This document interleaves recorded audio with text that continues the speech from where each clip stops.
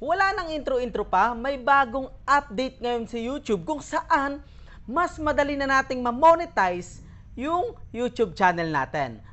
Pero eto, okay, make sure na tapusin mo yung video na to para mas maliwanagan ka, okay, tungkol sa bagong eligibility sa monetization feature ni YouTube. Okay, pero bago yon, of course, paklik muna ako ng subscribe button kung hindi ka pa nakasubscribe sa channel ko. Pero kung sa Facebook or sa TikTok mo pinapanood to, make sure na i-follow mo rin ako, okay? Para ma-notify ka sa lahat ng mga bagong uploads ko. Okay, so eto, merong bagong nilabas si YouTube na update, okay? Tungkol sa kanyang monetization. First of all, dapat maunawaan muna natin na merong dalawang category, okay? Yung monetization ni YouTube, okay? Merong tinatawag na fan-funded at merong tinatawag na brand-funded, okay?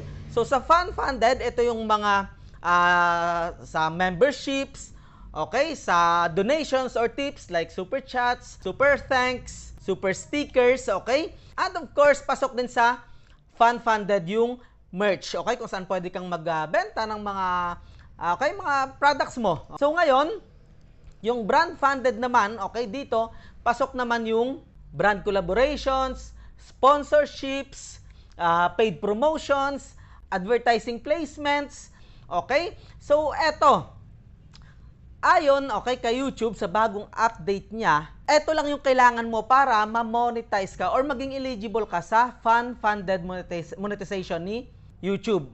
Okay, yun nga, yung sinabi ko kanina, kagaya ng sa donations, sa merch, sa membership, okay? So, pasok sa fan-funded yon. Ngayon, para maging eligible doon, kailangan mo lang ng 500 subscribers. Then, kailangan mo ng 3, okay, valid public videos in the last 90 days, 3,000 valid public watch hours in the last 12 months, or 3 million valid public shorts views in the last 90 days. Okay, so napakababa na lang na requirements ni YouTube, okay, sa kanyang fan-funded monetization. At eto pa, okay, magkakaroon ka na rin ng access sa isang tool creator tool ni YouTube, which is yung chat support. Okay, so madali mo na silang ma-contact every time na may problema ka. Pero, okay, eto yon. Sinabi ko na nga, para lang yon sa fan-funded monetization ni Facebook. Yung mga nabanggit ko kanina na monetization feature ni Facebook. Hindi pa tayo, okay, o hindi ka papasok dito sa tinatawag na AdSense monetization. Okay, yung may mga ads or advertising na nilalagay sa video mo or sa dyan, pag may nanood ng video mo, yung may mga lalabas, okay, na banner ads sa gilid or sa loob mismo ng video mo. Hindi pa tayo pasok doon, in which nakakalungkot, di ba? Kasi yun talaga yung gusto natin kasi doon talaga mas mabilis yung kitaan kay YouTube. Okay, pero yun lang. It's sad to say na hindi pa tayo magiging eligible doon sa ganong criteria. Okay, yung kasabi ko kanina na 500 subscribers, 3 valid public uploads in last 90 days at 3,000 watch hours in the last 12 days. So, hindi pa tayo pasok sa AdSense kung yun lang yung ma-reach natin.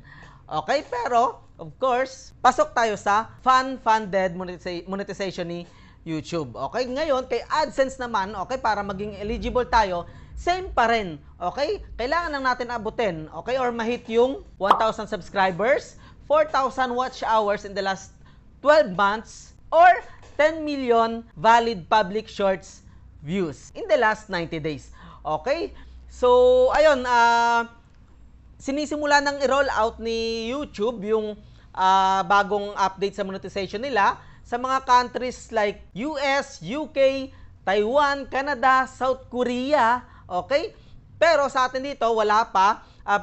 Pero ayun, makakatanggap ka naman ng notification, okay? Unti-unti, ni-roll out na nila sa lahat ng countries kung saan eligible yung YouTube Partner Program. So, para malaman yun, abang lang tayo ng notification sa YouTube channel natin or sa YouTube account natin, or pwede nyong bisitahin yung YouTube studio nyo, then punta kayo sa monetization.